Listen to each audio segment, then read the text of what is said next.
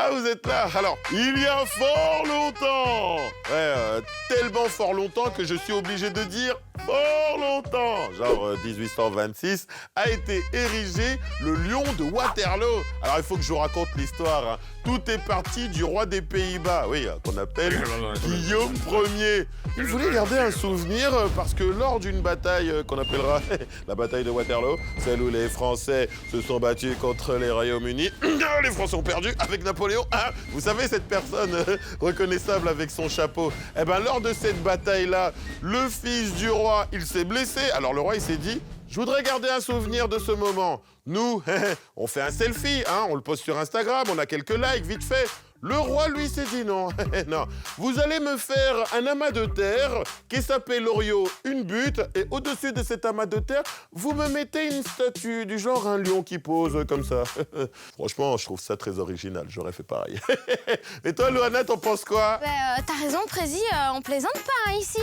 En même temps, l'objectif de cette butte était de montrer la gloire des Pays-Bas. Bah oui, à l'époque, la Belgique n'existait pas et ce territoire appartenait aux Pays-Bas. D'ailleurs, c'est pour ça qu'ils ont choisi le lion, parce que c'était leur symbole et aussi le symbole du Royaume-Uni qui avait battu la France durant la bataille. Du coup, il fallait que la butte soit haute pour symboliser la victoire. Elle mesure 41 mètres de haut, 169 mètres de diamètre et 420 mètres de circonférence. Et à l'époque, il n'y avait pas de marche. Bah oui, ils n'avaient pas spécialement envie que les gens se retrouvaient juste à côté du lion. Mais 50 ans plus tard, en 1880, ils se sont enfin décidés à en rajouter. Je comprends qu'ils avaient quand même très envie de voir ce qui se cachait là-haut. D'ailleurs, on y va?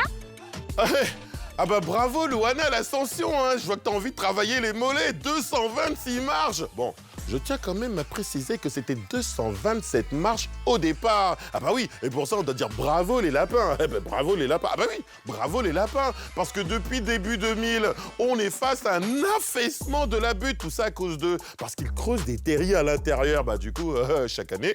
on perd une marche. Enfin, je suis pas sûr qu'on perd une marche, mais on perd en tout cas de la butte. Vous imaginez, dans quelques années, ce sera plus la butte du lion, ce sera le terrain plat du lion, le plat pays du lion. Je sais pas, il faudra choisir un nom. En tout cas, moi, je tiens juste à dire qu'avec mes petits poulets, ce ne serait pas arrivé tout ça. Ah bah non, en bucket, je vois pas quel terrier peuvent creuser. Ouais, ah non, c'est clair. Note que 226 ou 227 marches, pour moi, c'est la même. Je suis crevée.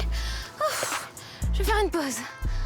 C'est fou quand même, hein, toute cette terre qui a été ramenée. Mais tu sais que maintenant, c'est des tondeuses électriques qu'ils ont utilisées, avec un petit jardinier qui les pilote, alors qu'avant, c'était des moutons qui mangeaient toute l'herbe. J'aurais bien voulu voir ça. Dis, Prési, je me demandais, on dit bien le lion de Waterloo. Moi, sur ma carte, on dit qu'on est à Braine-l'Alleud. Je comprends pas. Effectivement, le lion de Waterloo ne se trouve pas à Waterloo comme son nom l'indique, hein, mais bien à Braine-l'Alleud. Et entre nous, les Brennois ne sont pas forcément contents de tout ça, parce que le lion se trouve sur leur territoire. Mais tout ça, c'est à cause du duc de Wellington qui a gagné la bataille en 1815. Quand il l'a gagné, il s'est dit, attendez, mon QG se trouve à Waterloo, donc la bataille, je l'appellerai bataille de Waterloo. Ah tiens, qu'est-ce que je vois? Un lion? Je l'appellerai le lion de Waterloo. On fait un pack. Et c'est resté comme ça. Et entre nous, ce serait très dur de changer tout ça, parce qu'un célèbre groupe de chansons suédois, à bas de son nom, est passé par là, il a fait une chanson genre Waterloo.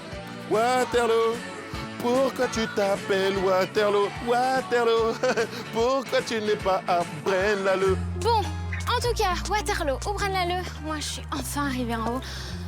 Je suis à bout de souffle. Par contre, le lion est impressionnant. Il mesure 4,45 m et pèse plus de 28 tonnes. C'est l'équivalent de plus ou moins 4 gros éléphants. J'aurais pas voulu faire partie de ceux qui ont dû le ramener jusqu'ici. Hein. Bon, et si j'ai bien suivi mes cours d'histoire, la France, c'est par là. Parce que les Pays-Bas avaient décidé d'orienter le lion en direction des Français. Comme si le lion leur disait « Ne revenez pas, je veille jour et nuit ». Bon, en fait, il était un petit peu plus convaincant que moi. En plus, sa patte posée sur un boulet de canon rappelle la victoire et la paix que l'Europe a conquise à l'issue de la bataille. Il en fait passer des messages, hein, ce lion. Tiens, d'ailleurs, vous, est-ce que vous avez déjà visité le lion de Waterloo? Dites-le nous en commentaire. Bon, maintenant, ce qui est bien, c'est qu'on en sait un peu plus sur la butte du lion.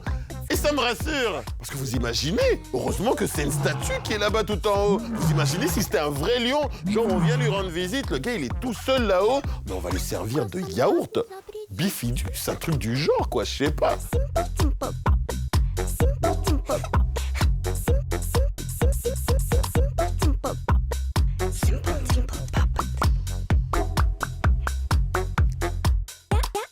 Я экзамен провалила, делаю пап.